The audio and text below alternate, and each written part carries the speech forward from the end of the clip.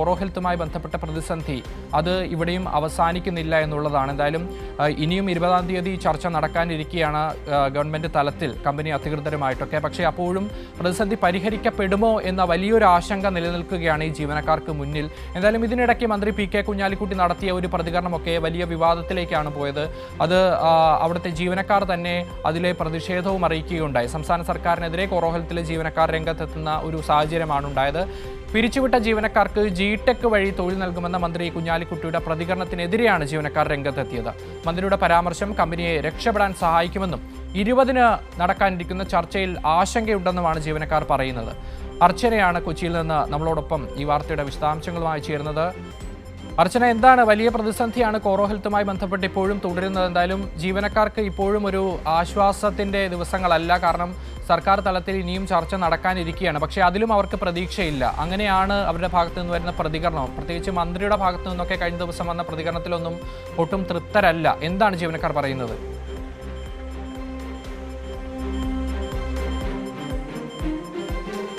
അക്ഷയ്, മുഖ്യമന്ത്രിയുള്ള ജില്ലയാണ് എറണാകുളം. എറണാകുളത്ത് നിലവിൽ 2 തൊഴിൽ വിരുദ്ധ നടപടികളുമായിട്ടാണ് ഇത്തരത്തിൽ കമ്പനികൾ മുന്നോട്ട് പോകുന്നത്. ഒന്ന് ഓറോ ഹെൽത്ത് ആണെങ്കിൽ മറ്റൊന്ന് ടാൽറോപ്പാണ്. ഈ 2 സ്ഥാപനങ്ങളിലും വലിയ രീതിയിലാണ് ഇത്തരത്തിൽ ജീവനക്കാരെ പിരിച്ചുവിട്ടത്. ടാൽറോപ്പിൽ മാസങ്ങളോളമുള്ള ശമ്പളങ്ങൾ തൊഴിലാളികൾക്ക് മുടങ്ങിക്കിടക്കുകയാണ്. അതേസമയം തന്നെ ഓറോ ഹെൽത്തുമായി ബന്ധപ്പെട്ട് 300-ലധികം ജീവനക്കാരെയാണ് ഒറ്റയടിക്ക് ഒരു മുന്നറിയിപ്പുമില്ലാതെ പിരിച്ചുവിടുകയും ചെയ്തത്.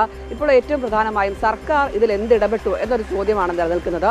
ഒരു തരത്തിലുമുള്ള ഇടപെടൽ സംസ്ഥാന സർക്കാരിൻ്റെയോ തൊഴിൽ വകുപ്പിൻ്റെയോ മന്ത്രിതല ചർച്ചയിലോ ഒന്നും ആയിട്ടില്ല എന്നതാണ് ഏറ്റവും പ്രധാനപ്പെട്ട കാര്യം. നേരത്തെ തൊഴിൽ മന്ത്രി ബിന്ദുവിൻ്റെ നേതൃത്വത്തിൽ യോഗം നടന്നെങ്കിലും ആ യോഗം പരാജയപ്പെടുകയായിരുന്നു. കമ്പനി അധികൃതർ അവരുടെ കൃത്യമായ നിലപാട് അറിയിച്ചില്ല. തുടർന്നാണ് 20-ന് പിന്നീട് വീണ്ടും യോഗം ചേരാൻ തീരുമാനിച്ചത്.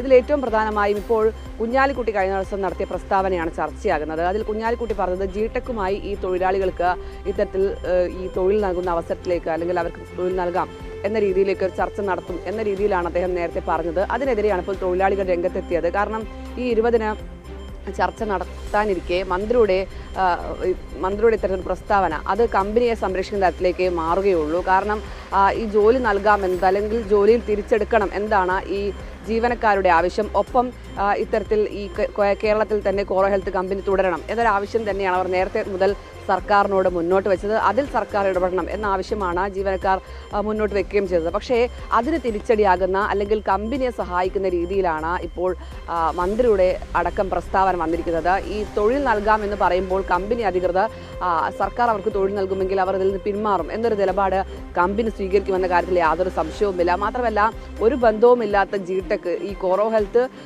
ഈ കോഡിങ്ങുമായി ബന്ധപ്പെട്ട് ഹെൽത്ത് കോഡിങ്ങുമായി ബന്ധപ്പെട്ട കാര്യങ്ങളാണ് അവിടെ ചെയ്തത്. മറ്റൊരു സ്ഥാപനത്തിലാകട്ടെ പൂർണ്ണമായും IT ജിടെക് മേഖലയാണ്. അതിൽ ഇവർ എന്ത് ജോലിയാണ് ചെയ്യേണ്ടത് എന്നൊരു ചോദ്യമൊക്കെ നിലനിൽക്കുകയാണ്.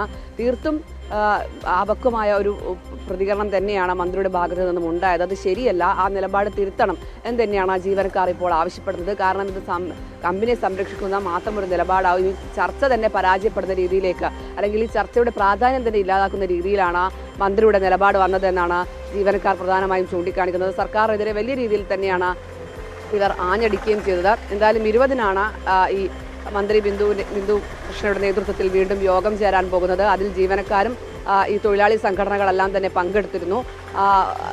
പങ്കെടുക്കും. നേരത്തെ ചർച്ച പരാജയപ്പെട്ടതോടുകൂടിയാണ് 20-ന് വീണ്ടും ചർച്ച നടത്താൻ ഒരുങ്ങുന്നത്. എന്തായാലും കമ്പനി അധികൃതർ എന്ത് നിലപാടെടുക്കുമെന്നത് പ്രധാനപ്പെട്ട കാര്യമാണ്. അതേസമയം ഒരു നീക്കുപോക്കുകളും സർക്കാർ ഇതുമായി ബന്ധപ്പെട്ട് അല്ലെങ്കിൽ ഇത്രയും തൊഴിലാളികൾക്ക് തൊഴിൽ നഷ്ടപ്പെട്ടിട്ടും സർക്കാർ ഇതിൽ ഒരു തരത്തിലുമുള്ള വേണ്ടപ്പെട്ട ഇടപെടൽ നടത്തിയിട്ടില്ല എന്ന ആക്ഷേപം വലിയ രീതിയിൽ ശക്തമാണ്. അത് ഒളിഞ്ഞും തെളിഞ്ഞുമെല്ലാം മുന്നിൽ നിൽക്കുകയാണ്. കാരണം ഇപ്പോൾ 3ാമത്തെ യോഗമാണ് ഇതുമായി ബന്ധപ്പെട്ട് നടക്കുന്നത്.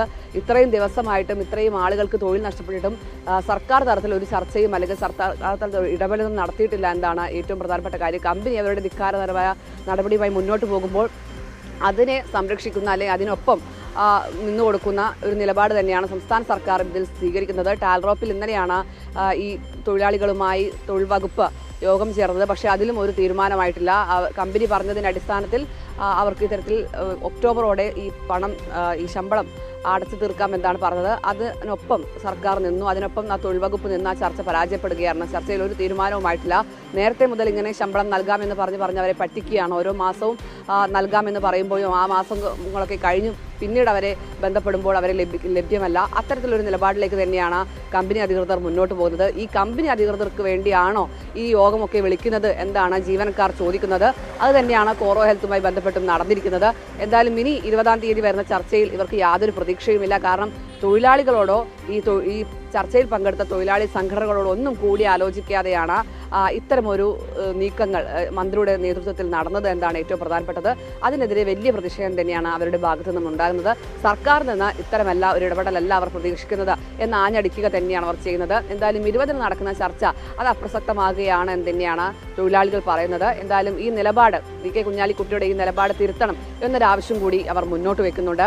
എന്തായാലും ഈ 2 സ്ഥാപനങ്ങളിലെ ജീവനക്കാർക്കും ഇത്രയും വലിയ തൊഴിൽ വിരുദ്ധത നേരിട്ടിട്ടും സർക്കാർ എന്തിടപെട്ടു അല്ലെങ്കിൽ എന്ത് നടപടികൾ ഇതിന് കൈക്കൊണ്ടു, കമ്പനിക്കെതിരെ എന്തെങ്കിലും നടപടിയെടുത്തോ എന്ന ചോദ്യം ഇപ്പോഴും നിലനിൽക്കുകയാണ്. കമ്പനി അവരുടെ ധിക്കാരപരമായ നടപടിയുമായി മുന്നോട്ട് പോകുന്നു. തൊഴിലാളികളെ കൂടുതൽ തൊഴിലാളി വിരുദ്ധ നടപടിയിലേക്ക് കടക്കുന്ന രീതിയിലേക്കാണ് അവർ ഇപ്പോഴും മുന്നോട്ട് പോകുന്നത്. അതിന് സർക്കാരിന്റെ സഹായം കൂടി ലഭ്യമാകുന്നു എന്നാണ് ഈ ഘട്ടത്തിൽ നമ്മൾ മനസ്സിലാക്കുകയും ചെയ്യുന്നത്. അക്ഷയ്, അർച്ചന, ഇതിൽ ഏറ്റവും പ്രധാനപ്പെട്ട കാര്യം ഈ സർക്കാർ തന്നെ ഒരു തൊഴിലാളി വിരുദ്ധ സമീപനം സ്വീകരിക്കുന്ന സർക്കാരാണെന്ന് നമ്മൾ കഴിഞ്ഞ ദിവസങ്ങളടക്കം കണ്ടതാണ്. ഈ ആലപ്പുഴയിലൊക്കെ 32 PSC വഴി നിയമിതരായിട്ടുള്ള 32 അധ്യാപകരെയാണ് പൊടുന്നനെ പിരിച്ചുവിടുന്ന ഒരു നിലയുണ്ടായത്. അതോടൊപ്പം തന്നെ KSRTCയിൽ എംപ്ലോയ്മെന്റ് വഴി ജോലിയിൽ പ്രവേശിച്ച 52 പേരെ ആലപ്പുഴയിൽ തന്നെ പിരിച്ചുവിട്ടു. സംസ്ഥാനത്തുടനീളം സമാനമായിട്ട് ഈ അധ്യാപകരൊക്കെ ഇത്തരത്തിൽ ജോലി പോകുമെന്ന ഒരു ഭീഷണിയിൽ തുടരുന്ന സാഹചര്യമാണ്. അങ്ങനെ ഒരു നിലപാട് സ്വീകരിക്കുന്ന സർക്കാർ ഇത്തരത്തിൽ മറ്റ് പ്രൈവറ്റ് മേഖലയിലെ തൊഴിലാളികൾക്ക് വേണ്ടി കൊള്ളുമെന്ന് നമുക്ക് പ്രതീക്ഷിക്കാനാവൂ. അതുതന്നെ അല്ലേ ആ തൊഴിലാളികളും പങ്കുവെക്കുന്ന ഒരു പ്രധാനപ്പെട്ട ആശങ്ക. കോർപ്പറേറ്റുകൾക്ക് വേണ്ടിയുള്ള നിലപാടുകൾ സ്വീകരിക്കുന്നു, അവരെ സഹായിക്കുന്ന നിലപാട് സ്വീകരിക്കുന്നു, പക്ഷേ മാനുഷികമായ ഒരു പരിഗണന പോലും തൊഴിലാളികൾക്ക് നൽകുന്നില്ല അല്ലേ?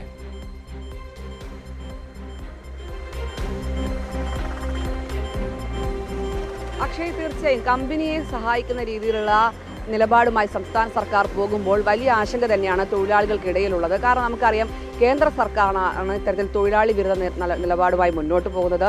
ഈ ലേബർ കോഡ് അടക്കമുള്ള കാര്യങ്ങൾ മുന്നോട്ട് നിർത്തി വലിയ രീതിയിൽ തൊഴിലാളികളെ ചൂഷണം ചെയ്യുന്ന അല്ലെങ്കിൽ അതിനെതിരെ വലിയ രീതിയിൽ പ്രതിഷേധങ്ങളൊക്കെ ഉയർന്ന സംസ്ഥാനമാണ് കേരളം. എന്നാൽ UDF അധികാരത്തിൽ വന്നതോടുകൂടി തീർത്തും തൊഴിലാളി വിരുദ്ധമായ അല്ലെങ്കിൽ ഇതിനെല്ലാം കൂടെ പിടിച്ചു കൊടുക്കുന്ന രീതിയിലാണ് ഇത്തരത്തിൽ നിലപാടുമായി മുന്നോട്ട് പോകുന്നത്. ഈ ലേബർ കോഡ് തന്നെ പൂർണ്ണമായും കോർപ്പറേറ്റുകളെ സംരക്ഷിക്കുന്ന തരത്തിലാണ്. അതിൻ്റെയൊക്കെ അടിസ്ഥാനത്തിൽ അതിൻ്റെയൊക്കെ മുൻബലത്തിൽ തന്നെയാണ് ഇത്രയും തൊഴിലാളികളെ കേരളത്തിൽ ഒരുമിച്ച് പിരിച്ചുവിടുന്നത്. കേരളത്തിൽ ആ ലേബർ കോഡ് നടപ്പിലായിട്ടില്ലെങ്കിൽ പോലും അത്തരമൊരു നടപടികൾ അത് ഈ കമ്പനിയുടെ ഭാഗത്തു നിന്നും ഉണ്ടാകുന്നുണ്ട്. മറ്റ് സംസ്ഥാനങ്ങളെ കേന്ദ്രീകരിച്ചാണ് അല്ലെങ്കിൽ കേന്ദ്ര സർക്കാരിൻ്റെ ലേബർ കോഡ് മുൻനിർത്തിയാണ് അവർ ഇത്തരത്തിൽ ഈ തൊഴിലാളികളൊക്കെ പിരിച്ചുവിടുന്നത്. അതിൻ്റെ നിയമങ്ങളൊക്കെ ചൂണ്ടിക്കാണിച്ചാണ് ഇത്രയും തൊഴിലാളികളെ കൂട്ടത്തോടെ പിരിച്ചുവിടുന്നത്. ഇന്ന് കോറോ ഹെൽത്തും ടാൽറോപ്പുമാണെങ്കിൽ നാളെ മറ്റൊരു കമ്പനിയും ഇതേ സമാനമായ രീതിയിൽ വരുമെന്ന കാര്യത്തിൽ യാതൊരു സംശയവുമില്ല. അതുകൊണ്ട് തന്നെയാണ് ഇതിനെതിരെ വലിയ രീതിയിൽ പ്രതിഷേധം തൊഴിലാളി സംഘടനകളടക്കം മുൻനിർത്തി മുന്നോട്ട് പോവുകയും ചെയ്യുന്നത്. ഇടതുപക്ഷ സംഘടനകൾ അതിനെല്ലാം തന്നെ പൂർണ്ണമായ പിന്തുണ നൽകിക്കൊണ്ട് സമരരംഗത്തുണ്ട്. അതേസമയം തന്നെ സംസ്ഥാന സർക്കാർ ഈ കേന്ദ്ര സർക്കാരിൻ്റെ നിലപാടുമായി കൂടിച്ചേർന്നാണ് ഇപ്പോൾ മുന്നോട്ട് പോകുന്നത്. എന്താണോ കേന്ദ്ര സർക്കാർ തൊഴിലാളികളോട് എടുക്കുന്ന നിലപാട് അതേ രീതിയിൽ തന്നെയാണ് ഇപ്പോൾ സംസ്ഥാന സർക്കാർ മുന്നോട്ട് പോകുന്നത് എന്നാണ് ഏറ്റവും പ്രധാനപ്പെട്ടത്. അതുകൊണ്ട് തന്നെയാണ് ഇത്തരമൊരു ആശങ്ക തൊഴിലാളികൾക്കുള്ളത്. അതുകൊണ്ട് തന്നെ 20-ന് നടക്കുന്ന ചർച്ചയിൽ എന്തെങ്കിലും ഒരു തീരുമാനമാകുമോ എന്ന കാര്യത്തിൽ അവർക്ക് ഇപ്പോഴും സംശയമുണ്ട്, അതിൽ ആശങ്കയുമുണ്ട്. അത് തന്നെയാണ് അവർ നേരത്തെ തന്നെ പങ്കുവെക്കുന്നത്. അതിനിടെ ഇത്തരത്തിൽ പി.കെ. കുഞ്ഞാലിക്കുട്ടിയുടെ ഒരു പ്രസ്താവന കൂടി വരുമ്പോൾ പൂർണ്ണമായും അവർ സർക്കാരിൽ പ്രതീക്ഷ കൈവിടുകയാണ്. നേരത്തെ അല്പമെങ്കിലും പ്രതീക്ഷയുണ്ടായിരുന്നു എന്നാണ് ജീവനക്കാർ പറഞ്ഞത്. ഇപ്പോൾ അവർ പൂർണ്ണമായും പ്രതീക്ഷ കൈവിടുന്ന രീതിയിലേക്കാണ് പോകുന്നത്. 300-ലധികം തൊഴിലാളികളാണ് ഇത്തരത്തിൽ പെരുവഴിയിലായത്. അതും യാതൊരു കാരണവും കാണിക്കാതെയാണ് ഒരു കൂട്ട പിരിച്ചുവിടൽ നടന്നിരിക്കുന്നത്. അതും മുഖ്യമന്ത്രിയുടെ ജില്ലയിൽ തന്നെ 2ാമത്തെ സ്ഥാപനമാണ് ഇത്തരത്തിൽ തൊഴിലാളികളെ പിരിച്ചുവിടുന്ന നടപടിയിലേക്ക് പോകുന്നത്. എന്നാൽ ഒരു നടപടിയും സംസ്ഥാന സർക്കാർ കൈകൊണ്ടിട്ടില്ല. മുഖ്യമന്ത്രിയോട് ഇത്തരം കാര്യങ്ങൾ ചോദിക്കുമ്പോൾ അതിൽ മന്ത്രി ഇടപെടുന്നുണ്ടല്ലോ, തൊഴിൽ വകുപ്പ് ഇടപെടുന്നുണ്ടല്ലോ എന്ന് മാത്രം പറഞ്ഞ് അദ്ദേഹവും തലയൂരുകയാണ്. എന്തായാലും ഈ തൊഴിലാളികളുടെ ജീവിതമാണ് തീർത്തും ദുരിതത്തിലായിരിക്കുന്നത്. 300-ലധികം ജീവനക്കാർ എന്തു ചെയ്യും, എങ്ങോട്ട് പോകും എന്നൊരു ചോദ്യവുമായി ഇങ്ങനെ നിൽക്കുകയാണ്. എന്തായാലും 20-ന് നടക്കുന്ന ചർച്ചയിൽ വലിയൊരു പ്രതീക്ഷയൊന്നും ഇവർ ഇപ്പോൾ പങ്കുവെക്കുന്നുമില്ല. അക്ഷയ്, ശരി അർച്ചന, താങ്ക് യു.